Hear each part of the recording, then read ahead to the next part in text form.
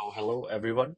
My name is Liang Wei Tao, and I'll be presenting a paper titled Self-Supervised Graph Representation Learning for Black Market Account Detection, which was published at WSDM 2023 by researchers from Xiamen University and Tencent. WeChat is a popular super app in China. It has over 1 billion users, and it supports features such as messaging, payments, and even login to third-party apps. But unfortunately, its popularity also attracts cyber criminals. So MMMA is a multi-purpose messaging mobile app, such as WeChat, and BMAs are black market accounts, which are accounts that enable fraud by selling access, but these accounts are not directly involved in fraud itself. And these accounts are hard to detect uh, because it's hard to find the labels of these accounts due to privacy laws and then generalization challenges and high user behavior diversity. So the big question is, how can we effectively detect BMAs in such a massive environment? And for this solution, the authors are using a graph-based account detection, which makes the accounts be modeled as nodes and then interactions between the accounts, such as messaging and then following and retweet. They are treated as edges. And graph neural networks have shown success actually, but they usually need a lot of labels. So because this problem doesn't have a lot of label, so self-supervised learning is also important. Uh, Here are the key challenges and solutions for the challenge itself. There are three major challenges, which is firstly, the user data is very huge and diverse, and so making rule-based systems are ineffective. And then secondly, new accounts are created every day, so the system must generalize well to unseen accounts. And then lastly, the lack of label data due to privacy constraints. So labels are extremely limited. So to address these kinds of challenge, the called the SGRL, which is the Self-Supervised Graph Representation Learning System. It combines structural attribute and inductive encoders, and it works in two phases, which is the pre-training, which is offline, and then lightweight detection, which is online later. So here is the main overview of SGRL itself. It consists of a pre-training phase and a detection phase. So let's take a look at the architecture at the heart of SGRL. There are four main components, which are the IG encoder, the triple S encoder, double S encoder, and then the SSA encoder. So the IG encoder is an inductive GNN that learns to represent nodes using only their attributes and local structure. It can be applied to new nodes not seen during training. The triple S encoder is a self-supervised structural encoder that uses contrastive learning between a node and its local subgraph. This helps capture patterns without using labels. And then the double S encoder is a supervised version that uses a few human-labeled BMAs and non-BMAs to guide representation learning. And then the SSA encoder is a self-supervised attribute encoder that learns which node's attributes are most correlated with being a BMA, using only a few pseudo-labels derived from feature importance. So all of these encoders are also pre-trained independently and then finally combined to produce final node embeddings for detection. And then a key idea in SGRL is to use contrastive learning to train the encoders without needing explicit labels. So each node is compared to its local subgraph, and if they match, it's a positive pair. But if you randomly pair a node with a subgraph with another node, it's treated as a negative pair. The model is trained to tell these apart by maximizing their mutual information, which is MI. And this is very effective because BMAs often create clusters of fake or camouflage accounts with very similar structures. And even though these accounts, they look like they behave normally, but their local graph structure reveals patterns of coordinated behavior. So here are the experimental results in offline experiments on a million-scale WeChat graph with 100,000 labeled nodes. SGRL achieved an AUC of 0.94 and F1 score of 0.86. outperforming strong baselines such as GCN, GAT, and DeepGraph Infomax by significant margins, up to 20% in F1. And then SGRL was also deployed in a real-world WeChat environment, and in the online task, it processed a billion-scale graph and improved the detection success rate by 7.27% over the best baseline. These results show that the model is not only accurate but also scalable and practical for industrial-scale systems.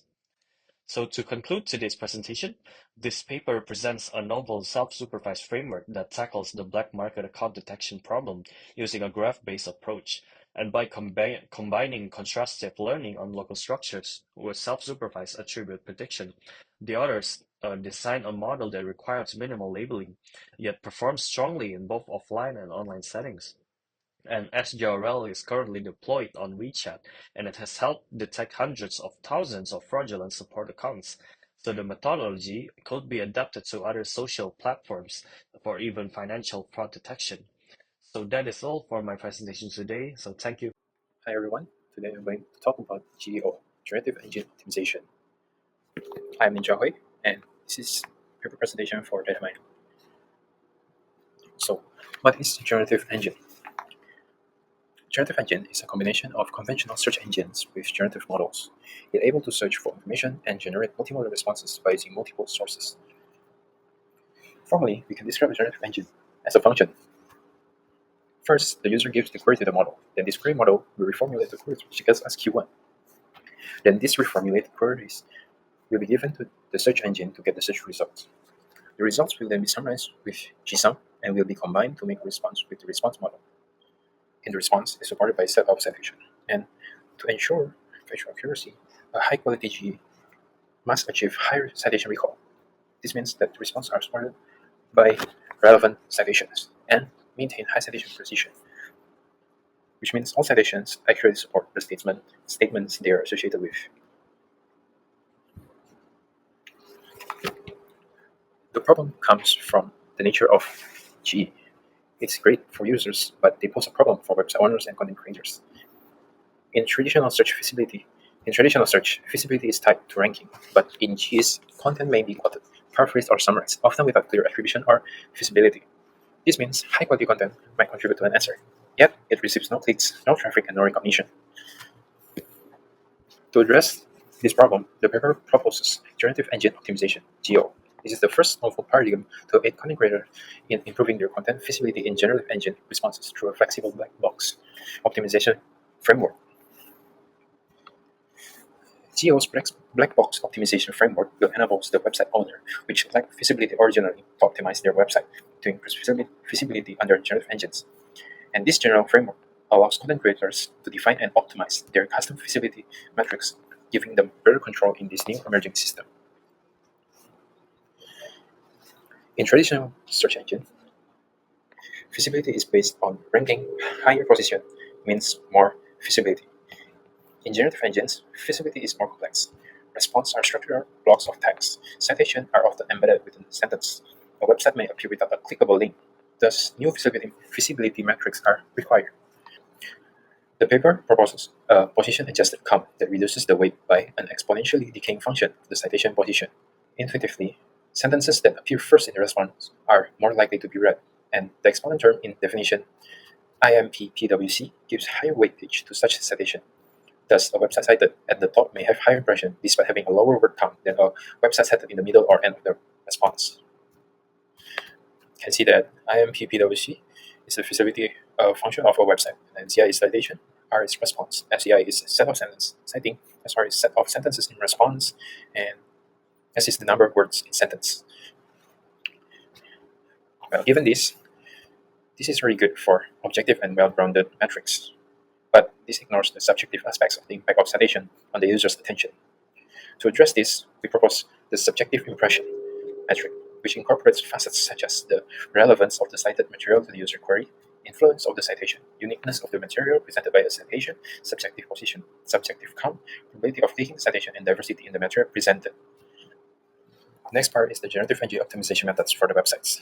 So basically, they modify the content of the websites by prompting LLM according to a specific style or content changes. These styles are Alternative, statistic addition, keyword stuffing, site sources, and quotation addition, easy to understand. Fluency optimization, unique words and technical terms.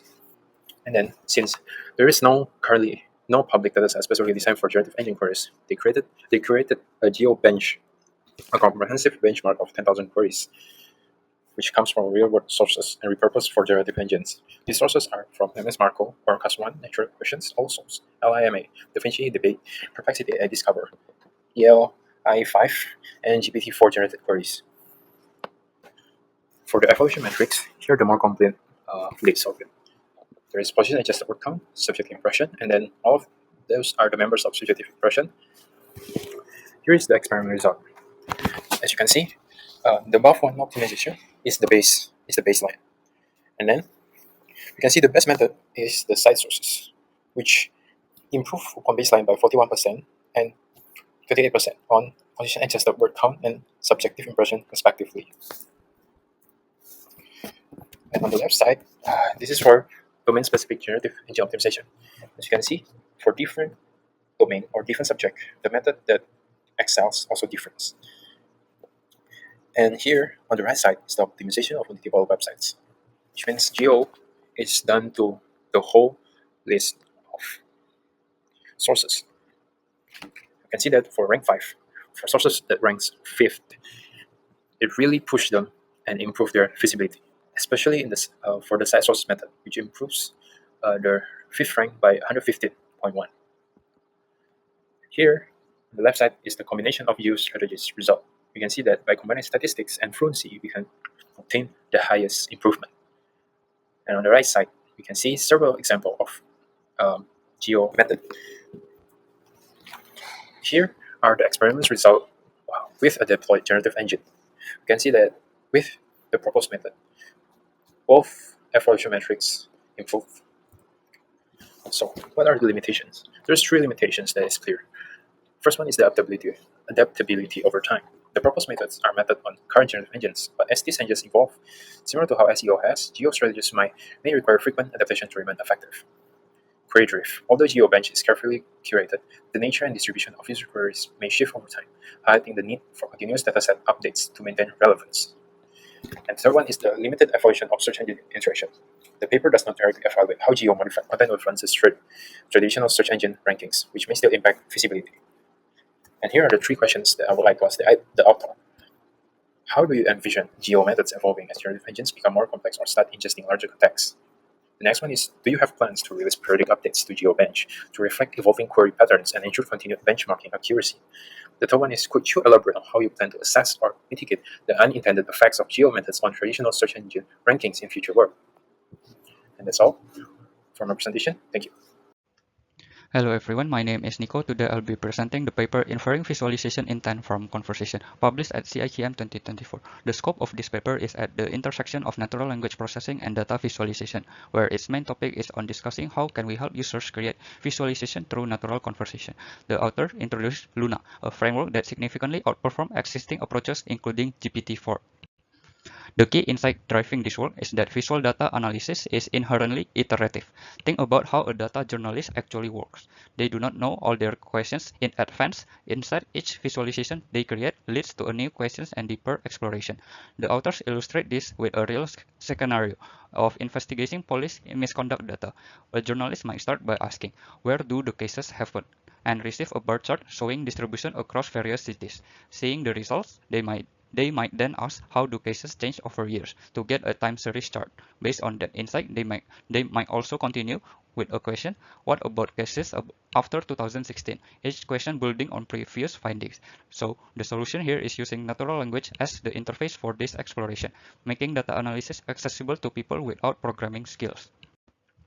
So why is this problem so challenging? The authors identify 3 critical issues with existing approaches that make them unsuitable for real conversational visualization. First, generating executable results. When you use end-to-end generative models like Picard, they often produce SQL queries that simply don't run. The authors found that Picard fails to generate executable queries 40% of the time. These failures include syntax error like incorrect quotation marks or semantic errors like trying to average text columns. Second, handling language ambiguity. When someone says, "What about those cases after 2016?" What cases are they referring to? A human will understand that they mean the weapon-related cases from the previous questions. But rule-based systems like Picard require exact matches to column names and can't handle these implicit references. Third, managing conversational context. The current questions almost always depends on previous questions and results, but concatenating all previous contexts, as Picard does, makes it very hard for models to correctly understand these relationships. So the result for the current models are not great. GPT-4 achieves only 44.87% accuracy and Picard's perform 50.14% accuracy. To solve the problem discussed before, the authors propose Luna, a framework that takes a fundamentally different approach using a divide and conquer strategy. Luna's key innovation is recognizing that this complex problem can be broken down into much simpler, manageable subproblems. Instead of trying to generate everything end-to-end like previous approaches, Luna decomposes visualization intent into its core components. The insight is that visualization intent consists of two main parts: the attributes you want to visualize, like showing the distribution of weapon found cases, and the filters that determine which subset of data to include. Luna systematically breaks this down into six specialized subtasks. First, predict how many attributes to visualize, then select which specific attributes. Next, predict how many filters to apply, then select which attributes to filter on.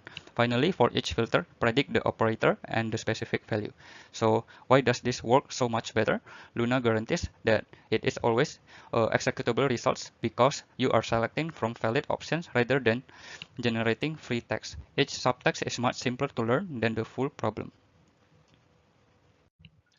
Now let's look at Luna technical architecture, which consists of four different parts. First, the foundation. They use fine-tuned BERT-based model with only 110 million parameters.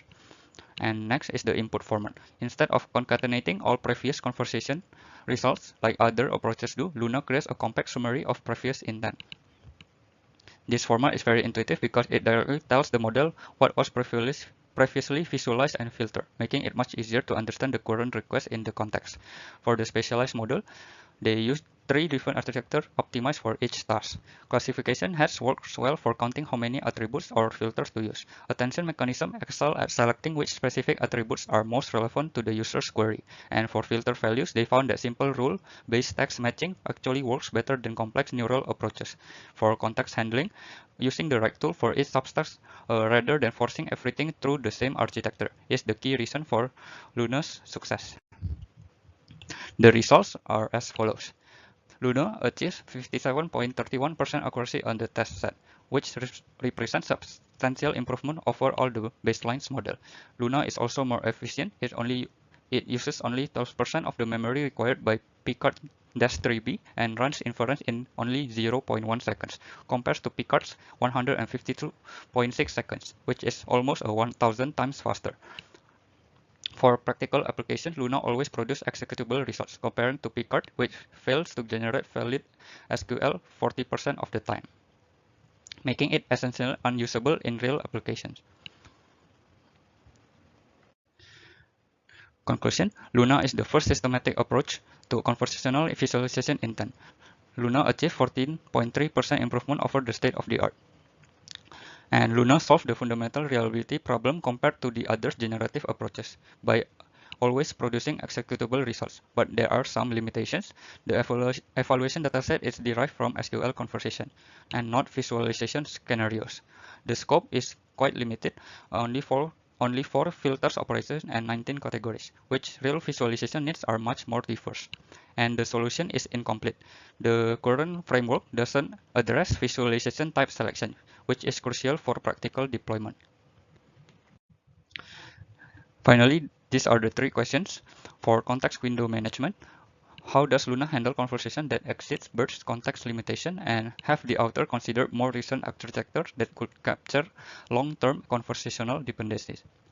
The next questions, the author evaluation assumes user will correct wrong intents before proceeding, but how would Luna handle cases where users accept incorrect visualization and continue the conversation based on the flawed results? The third question, Luna focuses on intent inference but doesn't address visualization type recommendation.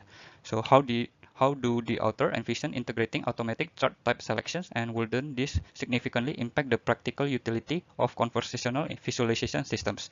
And that's all for my presentation. Thank you.